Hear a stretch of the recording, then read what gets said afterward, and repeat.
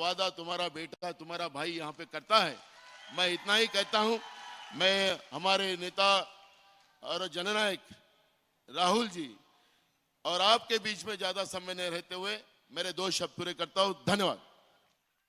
धन्यवाद नाना पटोले जी। देश की आवाज, सामान्य किसान की आवाज, मजदूर की आवाज, नौजवान की आवाज राहुल गांधी जी संबोधित करने आ रहे हैं।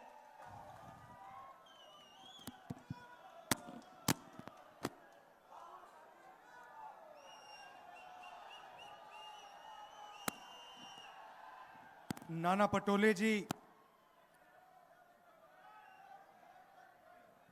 डॉक्टर प्रशांत पटोले जी, पंकज यादव जी, सौरभ रुकाडे जी, अमर वरादे जी, रमेश खुटे जी, कुशल बोपचे जी, हमारे कैंडिडेट्स गोपाल अग्रवाल जी, दिलीप बंसोड जी, रवि बोपचे जी, राजकुमार पूरम जी, स्टेज पे गठबंधन के वरिष्ठ नेता,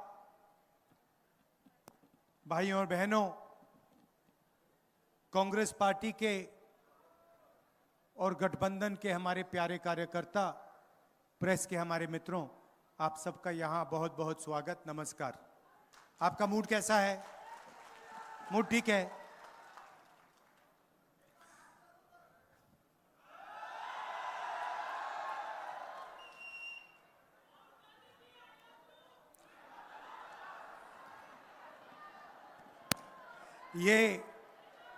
ये लव यू शब्द जो है, ये भारत जोड़ो यात्रा के बाद जब मैंने कहा कि नफरत के बाजार में मोहब्बत की दुकान खोलनी है, तो ये तब से चला है। और अजीब सी बात है, क्योंकि ये बहुत जरूरी शब्द है, इसका सब लोग प्रयोग करते हैं, मगर राजनीति में यह शब्द गायब था। राजनीति में सिर्फ नफरत, हिंसा, गुस्सा, ये चीजें फैलाई जा रही थी। तो इसलिए हमने सोचा कि देखिए, अगर दूसरे साइड ने नफरत का ठेका ले रखा है, तो हम मोहब्बत का ठेका ले लेते हैं, और उसमें फायदा भी है। क्योंकि नफरत को आप जानते हो, भाई भाई से लड़ता है, नफरत को नफरत नहीं काट सकती है। सही बात है, गलत बात है? कोई आपसे नफरत करता है, आप उससे जाके और नफरत करो तो बात नहीं कटती, मगर कोई भी आपसे नफरत करे और आपने उसे मोहब्बत दिखा दी, नफरत कट जाती है, खत्म हो जाती है। यह कांग्रेस पार्टी की सोच है, महात्मा गांधी जी की सोच है, अंबेडकर जी, फूले जी। महाराष्ट्र में तो लिस्ट है, अभी मैंने शुरू कर दिया तो मतलब 10-15 मिनट तो नाम लेने में लग जाएंगे। ये आपके खून में है। जब भी मैं यहां आता हूं, मैं आपको बताऊं, जब भी मैं आता हूं विदर्भ में कहीं भी, जैसे ही मैं महाराष्ट्र में आता हूं, आपके चेहरों पे, आपके दिल में कांग्रेस पार्टी की विचारधारा दिखती है। कहने की भी जरूरत नहीं होती, समझाने की भी जरूरत नहीं होती है। ये आप में नेचुरल है, डीएनए है, और ये नया नहीं है, ये हजारों साल से चल रहा है। ये हिंदुस्तान का संविधान है।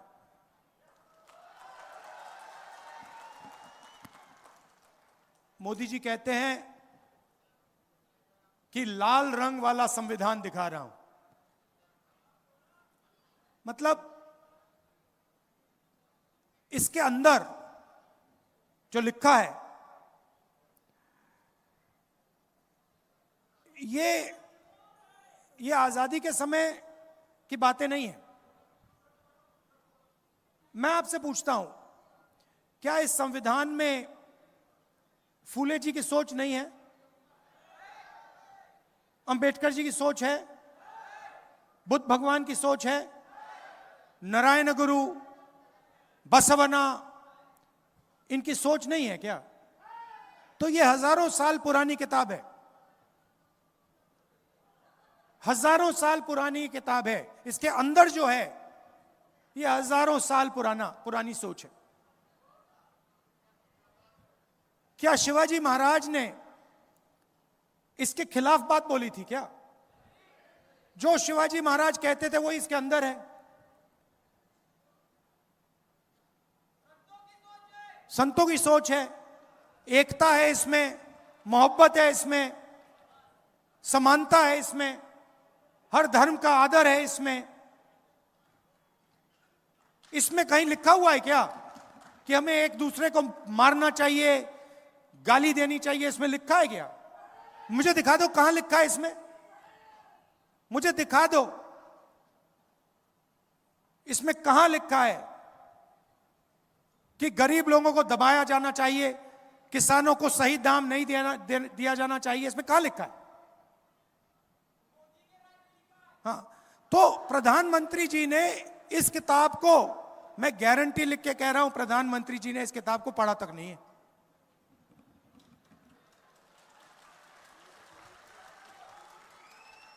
क्योंकि अगर प्रधानमंत्री ने यह किताब पढ़ी होती तो जो इस किताब के अंदर लिखा है उसकी रिस्पेक्ट करते।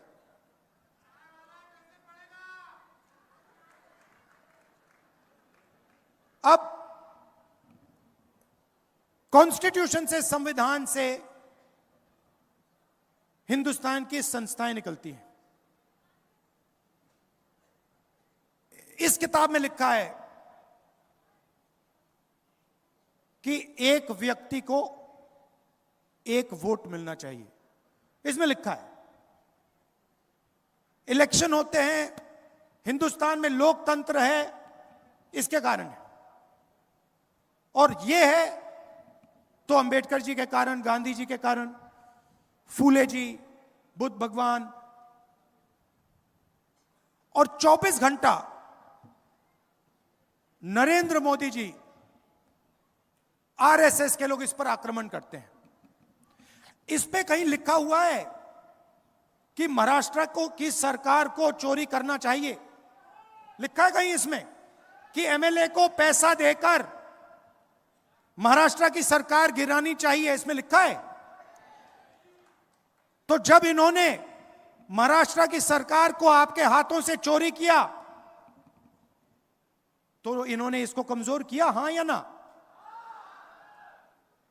जब ये अपने लोगों को हिंदुस्तान की सारी यूनिवर्सिटीज में वाइस चांसलर बनाते हैं तो इसको ये कमजोर करते हैं, मजबूत करते हैं? जब ये किसान को सही एमएसपी नहीं देते, जब ये अदानी और अंबानी जैसे लोगों का 16 लाख करोड़ रुपए कर्जा माफ करते हैं, इसको ये मजबूत करते हैं, कमजोर करते हैं? सीधी सी बात है। मुझे दिखा दो इसमें कहां लिखा है कि अदानी जी जैसे लोगों को 16 लाख करोड़ रुपए कर्जा माफ करके देना चाहिए? इसमें कहां लिखा है कि महाराष्ट्र से बड़े बड़े उद्योग लेकर दूसरे प्रदेशों में भेज देने चाहिए?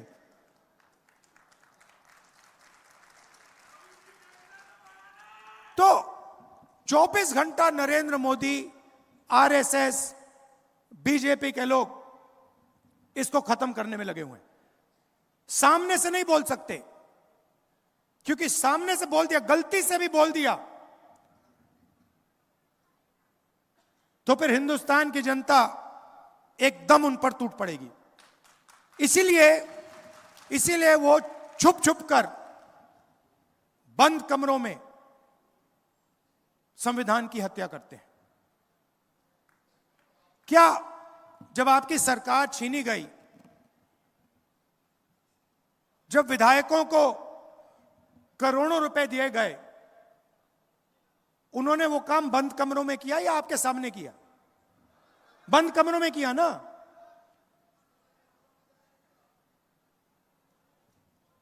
यहां पे धान के किसान, महाराष्ट्र में सोयाबीन, कपास, मैं आपसे पूछना चाहता हूं, आपको सही दाम मिलता है? आप मेहनत करते हो, आपके हाथ फट जाते हैं, 24 घंटा अपना खून पसीना आप देते हो,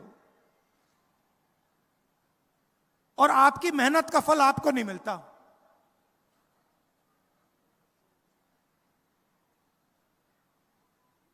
अदानी जी के हाथ नहीं फटते, मैंने हाथ कभी मिलाए नहीं है, मगर मैं जानता हूं बिल्कुल मुलायम मुलायम हाथ होंगे उनके।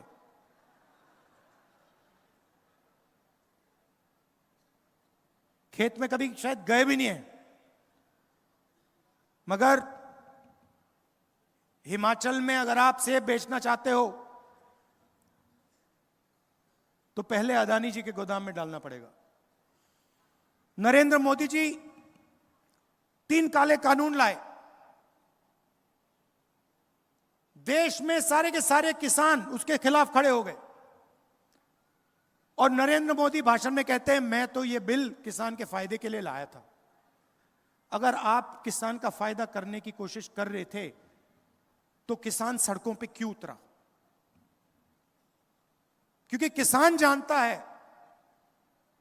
कि आप किसान की कभी मदद नहीं करते हो। 16 लाख करोड़ रुपए आपने अरबपतियों का कर्जा माफ किया। मैं पूछता हूं, नरेंद्र मोदी जी ने 10-11 साल में कितने किसानों का कर्जा माफ किया है? एक का नहीं किया है। सारा का सारा प्राइवेटाइज कर देते हैं।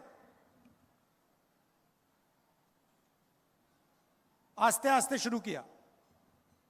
पहले हिंदुस्तान के पोर्ट पकड़ा दिए, उसके बाद एयरपोर्ट, और अब 1 लाख करोड़ रुपए धारावी की जमीन अदानी जी के हवाले की जा रही है। और मीडिया में आपने सुना है क्या? मीडिया में आपने कभी, टीवी देखते हो, किसान का चेहरा देखा आपने टीवी पे? कभी टीवी पे आपने मजदूर को देखा है? कभी बेरोजगार युवा को चिल्लाते हुए देखा आपने? अंबानी की शादी देखी ना, डांस गाना देखा ना आपने वहां पे? मोदी जी गए थे ना, राहुल गांधी गया था। तो सीधी सी बात है, वो उनके हैं, मैं आपका हूं।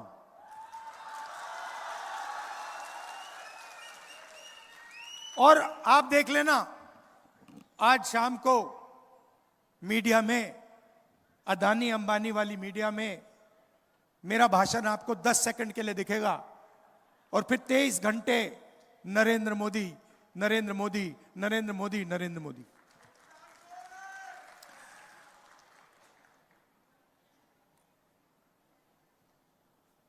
हिंदुस्तान में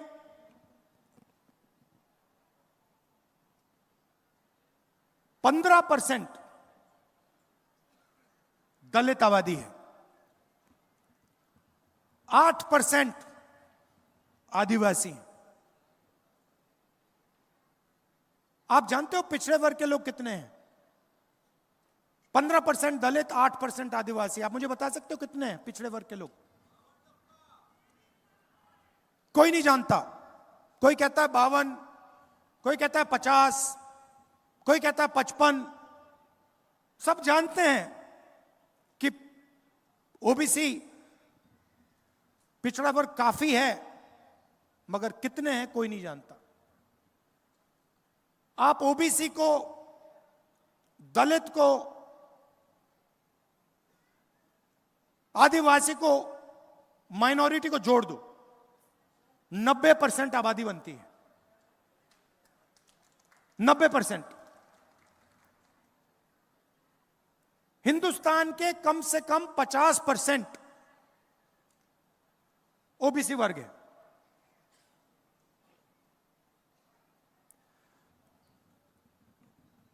और 24 घंटा नरेंद्र मोदी जी अपने आप को ओबीसी कहते हैं।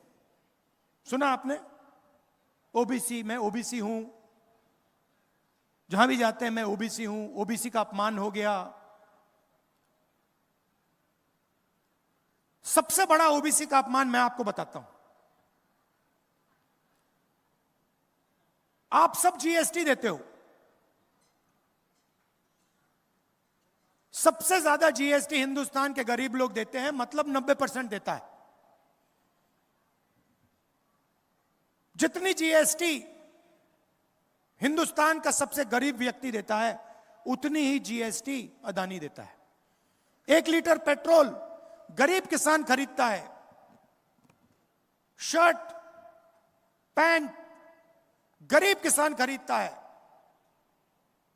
ढाबे में गरीब किसान खाना खाता है, मिठाई की दुकान में गरीब मिठाई खरीदता है।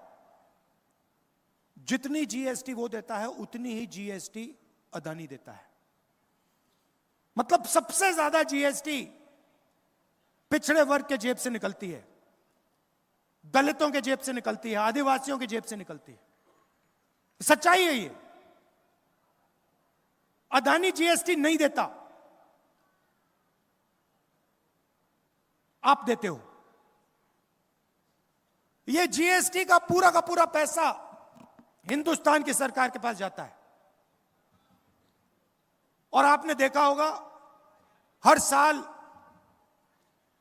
फाइनेंस मिनिस्टर आती है लोकसभा में, छोटा सा ब्रीफकेस लेके आती है, खोल देती है और बजट पेश करती है। देखा आपने? बजट जो आपका धन है वो बांटा जा रहा है, वो बजट है। बजट को 90 अफसर बनाते हैं। फाइनेंस मिनिस्ट्री में, डिफेंस मिनिस्ट्री में, फाइनेंस मिनिस्टर के ऑफिस में, प्रधानमंत्री के ऑफिस में 90 लोग बजट बनाते हैं। मतलब 90 लोग तय करते हैं कि हिंदुस्तान के पिछड़े वर्ग का, दलित का, आदिवासी का पैसा कैसे खर्च होगा। यह अंबानी का पैसा नहीं है, यह अदानी का पैसा नहीं है, यह आपका है। आप रोज देते हो, आपको शायद पता भी नहीं लगता। यह आपने शर्ट खरीदी 18%, जूते खरीदे 18%, खाना खाया 18%, किसान मेहनत कर रहा है 18%, फावड़ा खरीदा 18%, 20%, 28%, 15%, जाता रहता है, निकलता रहता है, अंत में वहां पहुंचता है। 90 अफसर डिसीजन लेते हैं।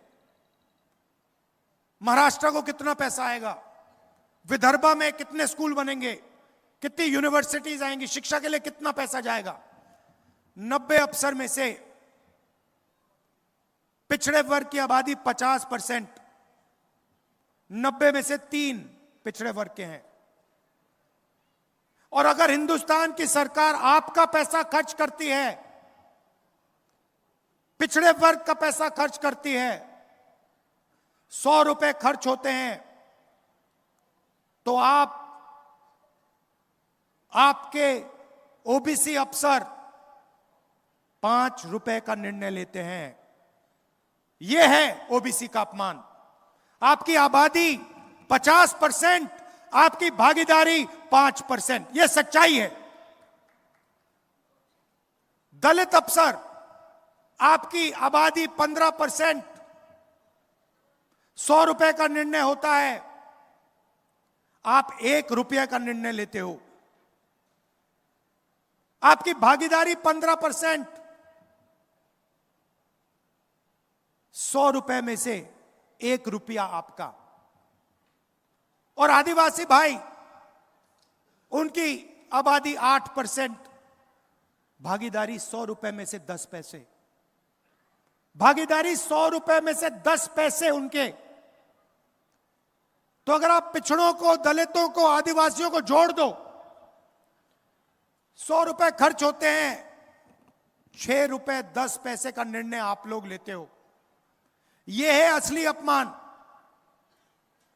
इसीलिए मैं हर स्पीच में कहता हूं और लोकसभा में मैंने कहा है कि लोकसभा में कांग्रेस पार्टी दो काम तो करके दिखाएगी। पहला काम, जाति जनगणना, कि इस देश के हर दलित को, हर आदिवासी को, हर पिछड़े वर्ग के व्यक्ति को पता लग जाए कि उसके जेब में से कितनी चोरी हो रही है और कैसे हो रही है।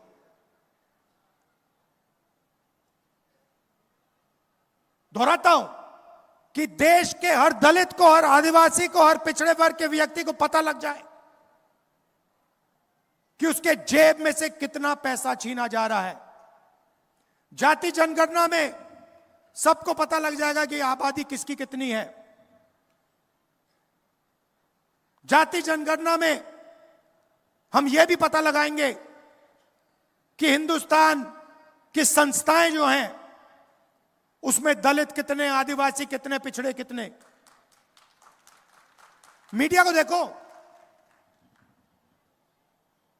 हर शाम टॉक शो होते हैं, इनकी बातचीत होती है। मुझे नाम बता दो इनके मालिकों में से, बड़े बड़े पत्रकारों में से मुझे एक ओबीसी, एक दलित, एक आदिवासी नाम बता दो। कौन सा है बता दो। एक भी नहीं मिलेगा आपको। 24 घंटा बातचीत चलती रहती है।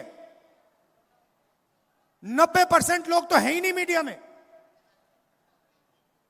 हिंदुस्तान की सबसे बड़ी कंपनियों की बात करो, 200 सबसे बड़ी कंपनियों की लिस्ट निकालो, उनके मालिकों की लिस्ट निकालो, मुझे दिखा दो उनमें ओबीसी कौन है, दलित कौन है, पिछड़े वर्ग का आदिवासी कौन है। कोई नहीं है, एक नहीं है।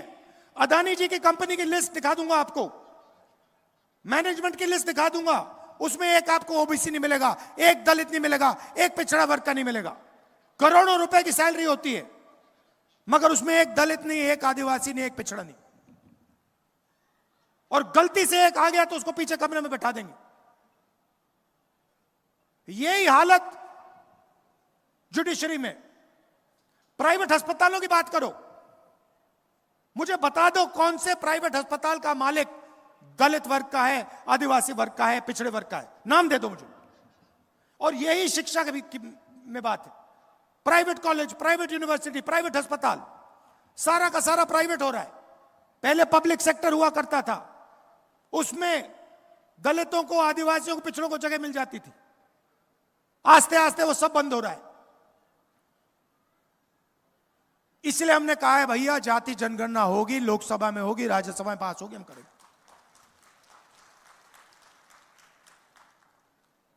कॉन्स्टिट्यूशन में लिखा है समानता होनी चाहिए, इसमें लिखा है, इसमें लिखा है हर व्यक्ति को एक वोट मिलना चाहिए, इसमें लिखा है समानता होनी चाहिए, इसमें लिखा है हिंदुस्तान की संस्थाएं हिंदुस्तान की जनता की संस्थाएं हैं, किसी एक व्यक्ति की नहीं है। तो पहला काम जाति जनगणना। दूसरा काम, ये जो 50% का बना रखा है, रिजर्वेशन का लिमिट लगा रखा है, इसको तोड़ के हम अलग कर देंगे, परे कर देंगे। हमें 90% वाला हिंदुस्तान चाहिए, जिसमें किसानों की रिस्पेक्ट हो, मजदूरों की रिस्पेक्ट हो, छोटे व्यापारियों की रिस्पेक्ट हो। आज 20-25 लोगों के पास हिंदुस्तान का पूरा धन है। छत्तीसगढ़ में हमने सरकार बनाई, हमने पहले ही वायदा कर दिया कि हम धान के लिए छत्तीसगढ़ के किसान को 3,000 रुपए देंगे, खत्म। और फिर चेक कर लो, छत्तीसगढ़ के लोगों से जाके पूछ लो मिला या ना मिला। कर्नाटक में हमने कहा कर्जा माफ होगा, महालक्ष्मी योजना होगी, महिलाएं बस में फ्री जाएंगी, पता लगा लो हुआ या नहीं हुआ। तो मैंने मन बना लिया है, जितना पैसा नरेंद्र मोदी अरबपतियों को देगा उतना पैसा हम महाराष्ट्र के किसानों को, मजदूरों को, गरीबों को देंगे। इसीलिए हमारी पहली योजना, यहां जो महिलाएं आई हैं आप अच्छी तरह सुन लीजिए, महालक्ष्मी योजना, हर महीने 3,000 रुपए आपके बैंक अकाउंट में खटाखट अंदर। और महाराष्ट्र में जब आप बस में जाएंगी आपको अपने जेब से 1 रुपया नहीं देना पड़ेगा। किसानों को 3 लाख रुपए तक का कर्जा माफ होगा, और चाहे वो और आपकी प्रोक्योरमेंट होगी तो एमएसपी पे आपकी प्रोक्योरमेंट होगी। मैं जानता हूं कि चाहे धान के किसान हो, कपास या सोयाबीन, मैं जानता हूं आपके साथ क्या होता है, आपको सही दाम नहीं मिलता है। हमारी पूरी कोशिश होगी कि चाहे वो धान के किसान हो, सोयाबीन के किसान हो, कपास के किसान हो, आपको मार्केट में सही रेट मिले। हर गरीब व्यक्ति को 25 लाख रुपए का हेल्थ इंश्योरेंस हमारी सरकार देने जा रही है। जैसे मैंने कहा, सारे के सारे अस्पताल इन्होंने प्राइवेट कर दिए हैं। स्टेंट लगानी पड़ती है, इलाज करवाना पड़ता है। गरीब किसान हो, मजदूर हो, बेरोजगार युवा हो, लाखों रुपए लग जाते हैं। इसलिए हमारी योजना आपको 25 लाख रुपए तक हेल्थ इंश्योरेंस में ऑपरेशन करवाने के लिए, इलाज करवाने के लिए देगी। और आखिरी बात, नरेंद्र मोदी जी ने पूरे देश में बेरोजगारी फैला रखी है। ये इन्होंने जो नोटबंदी की, ये जो गलत जीएसटी इन्होंने लागू की, अरबपतियों का 16 लाख करोड़ रुपया इन्होंने कर्जा माफ किया है। इससे हिंदुस्तान की रोजगार की जो रीढ़ की हड्डी थी, ये टूट गई है। ये सच्चाई है। अदानी जी, अंबानी जी देश को रोजगार नहीं दे सकते हैं। देश को रोजगार छोटे व्यापारी, स्मॉल और मीडियम बिजनेस चलाने वाले, ये लोग देते हैं। और इन सब को नरेंद्र मोदी जी की पॉलिसीज ने खत्म कर दिया है। आज हालत यह है कि हिंदुस्तान अपने युवाओं को रोजगार नहीं दे सकता है। इसीलिए महाराष्ट्र के युवाओं को 4,000 रुपए अलाउंस हमारी सरकार देने जा रही है। और जो 2.5 लाख सरकारी नौकरियां हैं जिनको बीजेपी की सरकार नहीं भरती है, उनको हम भर के आपके हवाले करने जा रहे हैं। अंत में मैं आपको याद दिलाना चाहता हूं कि यह विचारधारा की लड़ाई है, यह संविधान की लड़ाई है। और नरेंद्र मोदी जी, आरएसएस के लोग, बीजेपी के लोग इस संविधान को, अंबेडकर जी के संविधान को, गांधी जी के संविधान को खत्म करने में लगे हैं। सामने से नहीं करते हैं, बंद कमरों में करते हैं, सरकारों को गिराकर करते हैं, किसानों से धन छीनकर करते हैं, अरबपतियों को कर्जा माफ करके इस पर आक्रमण करते हैं। इसीलिए लड़ाई इसकी है, संविधान को बचाने की लड़ाई है। नफरत को मोहब्बत से हराने की लड़ाई है। यह मोहब्बत की किताब है, इसमें आप पढ़ लो, इसमें आपको नफरत कहीं नहीं मिलेगी। नफरत आपको बीजेपी के लोगों के दिल में मिलेगी, इस किताब में नहीं मिलेगी। कांग्रेस पार्टी के कार्यकर्ता के दिल में आपको कभी नहीं मिलेगी, कांग्रेस पार्टी के नेताओं के दिल में आपको कभी नहीं मिलेगी। इंडिया गठबंधन के नेताओं के दिल में आपको नफरत नहीं मिलेगी। यही लड़ाई है और ये आपके खून के अंदर है। ये संविधान, ये आपके डीएनए में है, ये आपके खून में है। और मैं जानता हूं, जो मैं आपसे कह रहा हूं आप समझ रहे हो। मैं जानता हूं कि आप हर रोज इस संविधान की रक्षा करते हो, नफरत को मोहब्बत से काटते हो। जैसे मैंने कहा भारत जोड़ो यात्रा में, जो मैंने कहा, नफरत के बाजार में आप सब मोहब्बत की दुकान खोलते हो। आप दूर दूर से मेरी बात सुनने आए, इसके लिए मैं आपको दिल से धन्यवाद करता हूं। और अंत में फिर से कहता हूं कि हमें